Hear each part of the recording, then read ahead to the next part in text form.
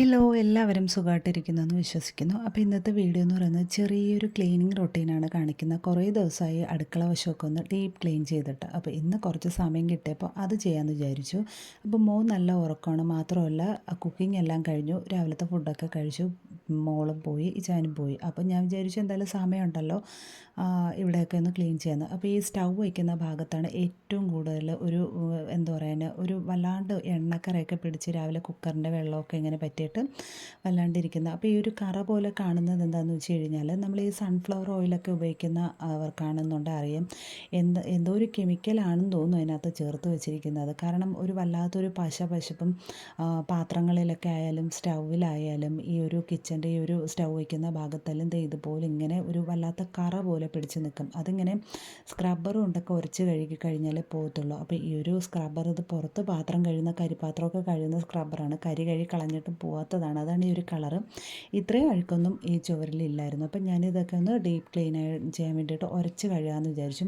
അപ്പോൾ ഇന്ന് നല്ലൊരു വെയിലൊക്കെ ഉള്ളൊരു അന്തരീക്ഷമാണ്. ഇടയ്ക്കിടയ്ക്ക് മഴയുണ്ട്.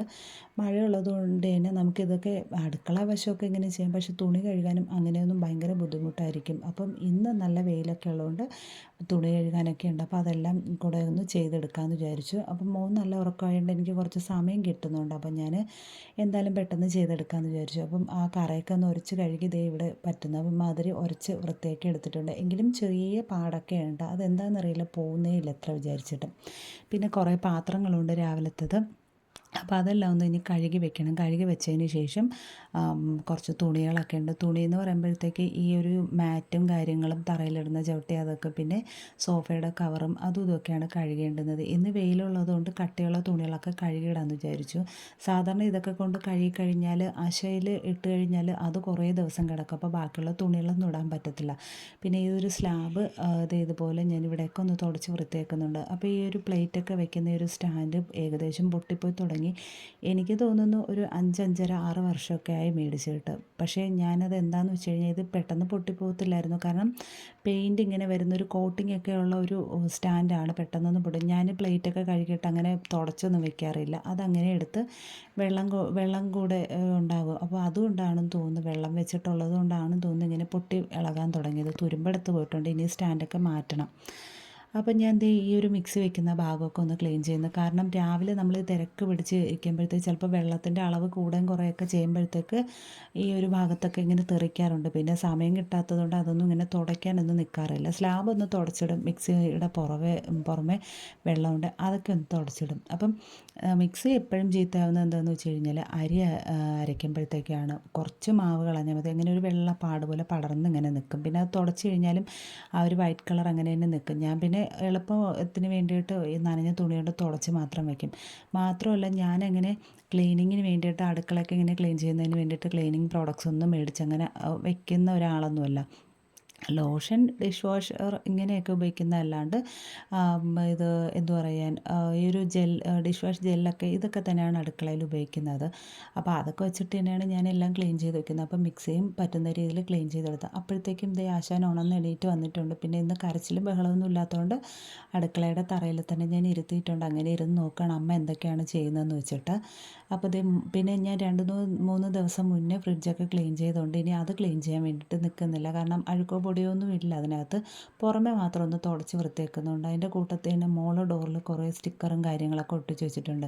ഇനി ഞാനതെങ്ങാനും തുടയ്ക്കുന്ന സമയത്ത് ഇളക്കി കളഞ്ഞു കഴിഞ്ഞാൽ വൈകുന്നേരം വന്നിട്ട് സ്റ്റിക്കർ എവിടെയെന്ന് പറഞ്ഞാൽ അതായിരിക്കും കരച്ചിലും ബഹളം. അപ്പം ഞാൻ അതൊന്നും ഇളകി പോകാതിരിക്കുന്ന രീതിയിൽ തുടച്ച് വൃത്തിയാക്കി എടുത്തു. ഇനി ഈ മാറ്റും കാര്യങ്ങളൊക്കെ ഒന്ന് മുക്കി വെക്കണം പൊടിയിൽ. അപ്പം അത് കഴിഞ്ഞതിന് ശേഷം സോഫയുടെ കവറും കാര്യങ്ങളൊക്കെ കഴുകാൻ വേണ്ടി വേറൊരു ബക്കറ്റിലോട്ട് വെക്കണം. ഇത് വച്ചതിന് ശേഷം അതെടുക്കാമെന്ന് വിചാരിച്ചു. അപ്പം ഞങ്ങളുടെ ഇവിടെ വീട്ടിൽ കുറച്ച് ഈർപ്പമൊക്കെ ഉള്ളൊരു തണുപ്പ് കുറച്ച് കൂടുതലുള്ളൊരു സ്ഥലമായതുകൊണ്ട് ഇവിടുത്തെ മിക്ക വീടുകളിലും ഞാൻ കണ്ടിട്ടുണ്ട് ഈ ചുവരൊക്കെ ഇങ്ങനെ പൊട്ടി കിടരുന്നത്. അത് ഞാൻ കാണിച്ചു തരാം. അപ്പം ഞാൻ ആദ്യം മാറ്റൊക്കെ ഒന്ന് മുക്കി വെക്കട്ടെ. വെച്ചതിന് ശേഷം സോഫയുടെ കവറൊക്കെ ഇനിയൊന്ന് മുക്കി വെക്കണം. അപ്പോൾ അതിന് വേണ്ടിയിട്ട് ഞാൻ സോഫയുടെ കവർ മുക്കി വയ്ക്കാൻ വേണ്ടിയിട്ട് അകത്ത് കുളിമുറി ഇരിക്കുന്ന ബക്കറ്റാണ് എടുക്കാൻ പോകുന്നത്. അതെടുക്കുന്ന സമയത്ത് ഞാൻ കാണിച്ചു തരാം. ഈ ഒരു സൈഡിലൊക്കെ ഇങ്ങനെ ഈർപ്പമുണ്ട്. ഒട്ടുമിക്ക വീടുകളിലും ഉള്ളൊരു പ്രശ്നമാണ്. ദേ കണ്ടില്ലേ, ഇപ്പം മാത്രമല്ല മോൻ ഇവിടെ ഇങ്ങനെ ഈ ഇരുന്ന് ഇഴഞ്ഞൊക്കെ കളിക്കുന്ന സമയമായതുകൊണ്ട് ഈ ഇതിൽ നിന്നിങ്ങനെ അടർന്ന് വരുന്ന പൊടികളൊക്കെ അവൻ്റെ കൈ കിട്ടിക്കഴിഞ്ഞാൽ വായിലിടാറുണ്ട്. ഇപ്പം മിക്ക വീടുകളിലും ഈ ഒരു പ്രശ്നമുണ്ട്. എന്താണെന്നറിയില്ല, തണുപ്പ് കൂടിയിട്ടാണോ അല്ലെങ്കിൽ ഈ ഇങ്ങനെ ഇതിൻ്റെ പുറമെ അടിച്ചിരിക്കുന്ന പെയിൻറ്റിൻ്റെ പ്രശ്നമോ അല്ലെന്നുണ്ടെങ്കിൽ ഇങ്ങനെ ഈ ഒരു ചുവര് പൂശുന്നതിൻ്റെ പ്രശ്നമാണോ എന്താണെന്നറിയില്ല. അപ്പം ഞാൻ പിന്നെ ഈ ഒരു ഇതും കാര്യങ്ങളും എല്ലാം ഈ തുണികളും ഒക്കെ കൊണ്ടുവന്ന് മുക്കി വെച്ചു. അപ്പോൾ ഈ വെയിൽ മാറുന്നതിന് മുന്നേ തന്നെ കഴുകിയിടുകയും വേണം. അടുത്തും ഇനിയൊന്ന് മോനെ ഉറക്കി കഴിഞ്ഞാലേ പറ്റത്തുള്ളൂ. അപ്പം മോന് അടുത്ത രണ്ടാമത്തെ വട്ടം അവന് ഫുഡൊക്കെ കൊടുത്തതിന് ശേഷം അവൻ ഉറങ്ങിക്കഴിഞ്ഞു. അപ്പോൾ ഇനിയൊന്ന് തൂത്ത് വൃത്തിയാക്കണം. അപ്പം ആദ്യം ഈ അടുക്കള വശം ഒന്ന് തൂത്ത് വൃത്തിയാക്കിയിട്ട് തുടച്ചിടാമെന്ന് വെച്ചു. തുടച്ചിട്ടതിന് ശേഷം ബാക്കി ഹാളും സിറ്റ് ഔട്ടും ഒക്കെ ക്ലീൻ ചെയ്യാമെന്ന് വിചാരിച്ചു. വേറൊന്നുമില്ല, അവിടെ ഒതുക്കാനും അങ്ങനെയൊന്നുമില്ല, ഒന്ന് തൂത്ത് തുടച്ചിടുക അത്രയേ ഉള്ളൂ. അപ്പം ഞാനിതൊന്ന് തൂത്ത് തുടച്ചിടാമെന്ന് വെച്ചു. കാരണം ഈ ഒരു വശം അങ്ങ് അടച്ചിടാമല്ലോ, ഇല്ലെന്നുണ്ടെങ്കിൽ അടുക്കള വാതിൽ തുറന്നിടുകയാണെന്നുണ്ടെങ്കിൽ പൂച്ച കയറാറുണ്ട് അകത്ത്. അതുകൊണ്ട് ഞാൻ വിചാരിച്ചു ആദ്യം അടുക്കളയിൽ ജോലിയെല്ലാം കഴിഞ്ഞിട്ട് അടുക്കള വാതിലങ്ങ് അടച്ചേക്കാന്ന് വെച്ചു. അപ്പം ഞാൻ അടുക്കള വേസ്റ്റ് കൊണ്ട് പുറത്ത് വെച്ചിട്ടുണ്ടായിരുന്നു, കുറേ ഉണ്ടായിരുന്നു. 2-3 ദിവസം ആകുമ്പോൾ തന്നെ ഈ ഒരു ബക്കറ്റ് നിറയും. പിന്നെ എല്ലാം ഒന്ന് വേർതിരിച്ച് മാറ്റിയിടാറുണ്ട്. പേപ്പർ കത്തിച്ച് കളയാറാണ് ചെയ്യുന്നത്. പ്ലാസ്റ്റിക് എടുക്കാൻ വരുന്നവർക്ക് അങ്ങ് കൊടുക്കുകയും ചെയ്യും. അപ്പോൾ അതെല്ലാം കഴിഞ്ഞു.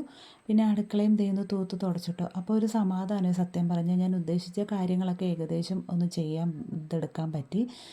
അടുക്കളയൊക്കെ ഒന്ന് ക്ലീൻ ചെയ്തപ്പം മനസ്സിനും സത്യം പറഞ്ഞാൽ ഒരു നല്ല സന്തോഷം. അപ്പം എന്നും കിട്ടുന്ന ഒരു അവസരം അല്ലാത്തത് കൊണ്ട് ഇന്ന് അത് ചെയ്തപ്പോൾ ഒരു സന്തോഷം. അപ്പോൾ ഇന്നത്തെ വീഡിയോ ഇത്രയേ ഉള്ളൂ. വീഡിയോ ഇഷ്ടപ്പെട്ടാൽ ലൈക്ക് ചെയ്യാൻ മറക്കരുത്.